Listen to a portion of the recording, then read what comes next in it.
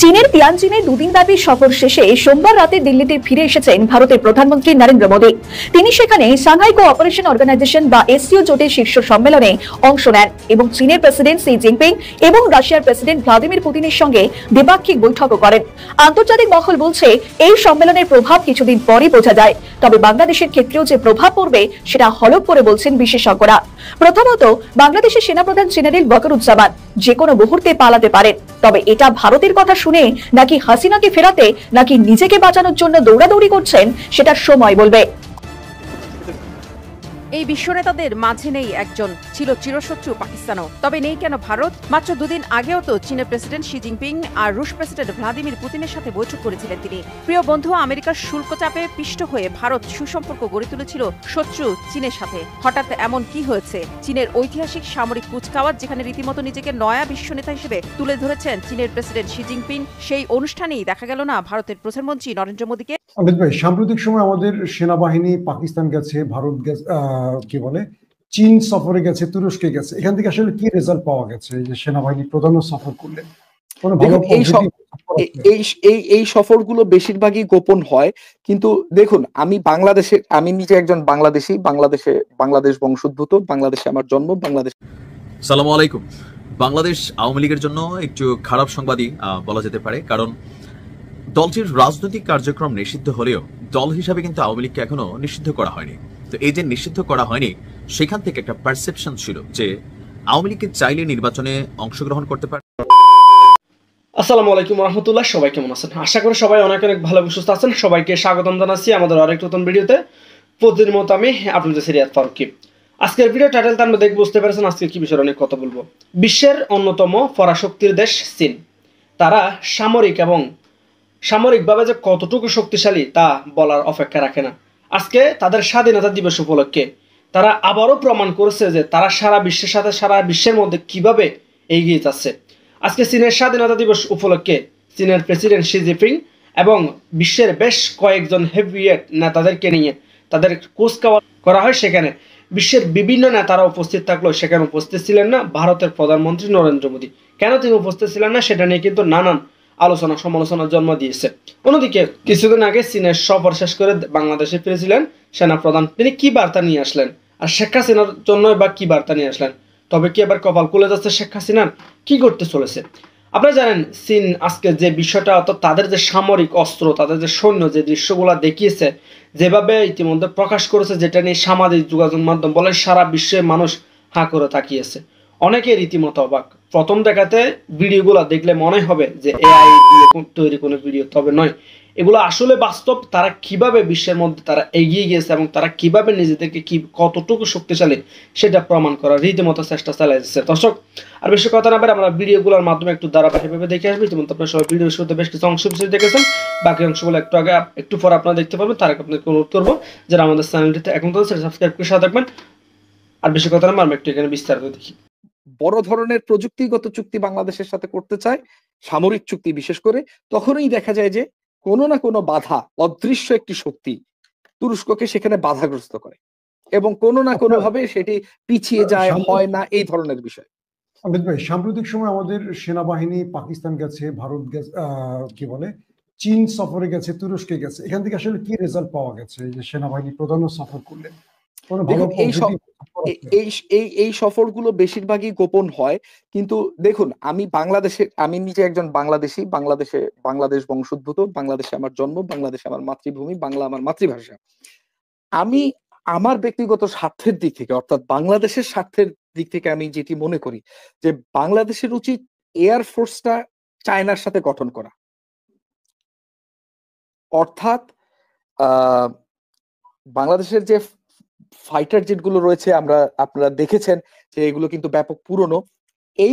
এই fighter jet গুলোকে modernise কিন্তু করতে পারে চীনের সাথে, অর্থাৎ চীনের যে জে-10C রয়েছে, অথবা চীন পাকিস্তানের যৌথ প্রযুক্তি JF-17 রয়েছে, এগুলো কিন্তু এখন প্রত্যেকটাই কমব্যাট প্রুভেন, অর্থাৎ যুদ্ধ পরীক্ষিত বা সমর পরীক্ষিত ফাইটার জেট। এই ফাইটার জেট গুলো বাংলাদেশ কিন্তু নিতে পারে, কারণ এগুলো সাশ্রয়ী মূল্যের, মেইনটেনেন্স কস্ট কম এবং বাংলাদেশের পাইলটদের ব্যবহারযোগ্য। কারণ বাংলাদেশিরা কিন্তু পশ্চিমা প্রযুক্তিতে অভ্যস্ত নয়। আমরা কিন্তু ন্যাম কান্ট্রি হিসেবে আমরা সারা জীবন রাশিয়া এবং চায়নার প্লেনই ব্যবহার করছি। কাজে এই ক্ষেত্রে আমাদের বড় ধরনের অ্যাডাপ্টেশনে কোনো অসুবিধে হবে না। নাম্বার 1। এবং চায়নার থেকে এই কারণে বলছি যে যেহেতু ফাইটার জেট একটি ব্যয়বহুল ক্রয়, চায়না কিন্তু ব্যাপক পরিমাণে ক্রেডিট দিয়ে সাহায্য করতে পারে বাংলাদেশকে, ব্যাপক পরিমাণে লোন দিয়ে, ফাইটার জেট দিয়ে, এবং সেই লোন আমরা ধীরে ধীরে চীনকে চুকাতে পারি। কাজে চীন এই ক্ষেত্রে নিঃসন্দেহে একটি লুক্রেটিভ রাষ্ট্র। ভারতের যে তেজাস ফাইটার জেট রয়েছে এটি ভারতের বিমান বাহিনী ব্যবহার করতে চাচ্ছে না। কাজে এটি আমরা ক্রয় করে কি করব? মানে এটা আমাদের জন্য একটা মানে খাজনার চেয়ে বাজনা বেশি হয়ে যাবে। বাংলাদেশের আকাশ প্রতিরক্ষা ব্যবস্থা বা air defence system, radar, missile, electro optics, command control system, এই জিনিসগুলোর ব্যাপারে পশ্চিমার প্রযুক্তিগুলো অত্যন্ত ব্যয়বহুল এবং আমরা দেখেছি বিশ্বস্ত নয়, বিশ্বাসযোগ্য নয়। যেমন গাদ্দাফি কিন্তু ফ্রান্সের এয়ার ডিফেন্স সিস্টেম ক্রয় করেছিলেন, কিন্তু নেটো যখন আক্রমণ করলো ফ্রান্স তখন ওই আপনার কিলার সুইচে চাপ দিয়ে দিয়েছে, যার কারণে ওই আকাশ প্রতিরক্ষা ব্যবস্থাগুলো কাজ করেনি।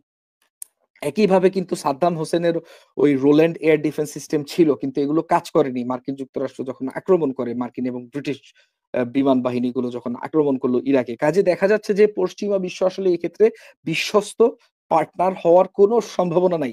সেই ক্ষেত্রে তুরস্ক কিন্তু একটা রোল প্লে করতে পারে, এবং তুরস্কের সাথে আমাদের যে জাতিগত সম্পর্ক এবং তুরস্কের সাথে আমাদের যে রাজনৈতিক এবং কূটনৈতিক সম্পর্ক, আমি মনে করি তুরস্ক বাংলাদেশের এই ক্ষেত্রে একটি বৃহৎ পার্টনার হওয়া উচিত। তুরস্ক আরেকটি ক্ষেত্রে বাংলাদেশের বৃহৎ পার্টনার হতে পারে, সেটি হচ্ছে নৌবাহিনীর উন্নয়নের ক্ষেত্রে। সেখানে চায়নারও সুযোগ রয়েছে, তুরস্কেরও সুযোগ রয়েছে।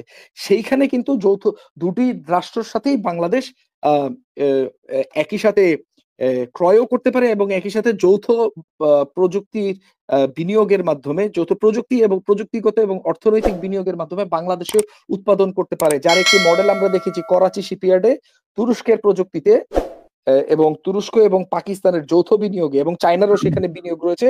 করাচি শিপইয়ার্ডে তৈরি হচ্ছে পাকিস্তানের করভেট, দুটি করভেট ক্রয় করেছে পাকিস্তান, দুটি করভেট করাচিতে উৎপাদন করছে। জি, এগুলো মডেলের কথা বলছি আর কি।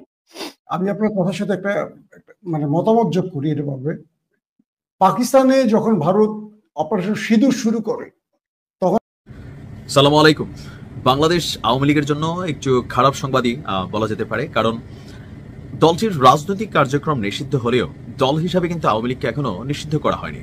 তো এই যে নিষিদ্ধ করা হয়নি, সেখান থেকে একটা পারসেপশন ছিল যে আওয়ামী লীগকে চাইলে নির্বাচনে অংশগ্রহণ করতে পারে, অথবা ধরেন বর্তমানে যে সিচুয়েশনটা আছে সেখানে আওয়ামী লীগ রিফাইন্ড আওয়ামী লীগ নামে হোক, অথবা দলীয় প্রতীকের মধ্যে যারা এখানে শাস্তিযোগ্য ক্যারেক্টার আছেন তারা ছাড়া বাকি যারা ক্লিন ইমেজের আছেন তারা কি নৌকা প্রতীকে নির্বাচন করার সুযোগ আছে কিনা, এ নিয়ে কিন্তু একটা টেনশন এনসিপি, জামাত ইসলাম থেকে শুরু করে বাকিদের মধ্যে ছিল। বাট দিন শেষে আজকে নির্বাচন commissioner brigadier general Abul Fazal Mohammad Sanaullah তিনি যে বক্তব্য দিয়েছেন, সেখান থেকে আওয়ামী লীগের যারা আশাবাদী ছিলেন যে সামহাও হয়তো নির্বাচনের আগে আইনের ধারাতে তারা নির্বাচন করতে পারবে, সেখানে তাদের জন্য দুঃসংবাদ হচ্ছে যে আমাদের আবুল ফজল মোহাম্মদ সানাউল্লাহ যিনি নির্বাচন কমিশনার আছেন, তিনি বলছেন যে দলের কার্যক্রম যদি স্থগিত থাকে, এখন আমরা জানি যে আইনের মাধ্যমে আওয়ামী লীগের সকল প্রকার কার্যক্রম স্থগিত রাখা হয়েছে বিচার চলাকালীন সময়টাতে, তারা কেউই নির্বাচনে অংশ নিতে পারবে না প্রতীক ছাড়া।